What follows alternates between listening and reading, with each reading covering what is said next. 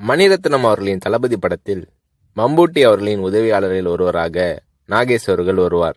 நாகேஷ் அவர்களிடம் 10 நாள் கால்ஷீட் வாங்கி இருந்த போதிலும் படத்தில் நாகேஷ் அவர்கள் நடித்த 3 காட்சிகள் மட்டுமே இடம்பெற்றிருந்தன.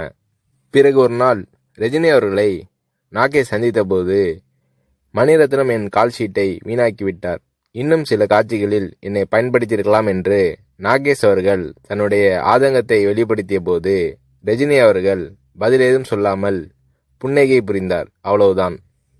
பின்னர் தான் நாகேஷ் அவர்களுக்கு ரஜினி அவர்களின் மௌனத்தின் அர்த்தம் புரிந்தது. ரஜினி அவர்களிடம் பேசிக்கொண்டிருக்கும் போது அங்கே இல்லாத 3வது நபரை பற்றி குறை சொல்லி பேசினால் ரஜினி அவர்கள் அதை விரும்புவதில்லை.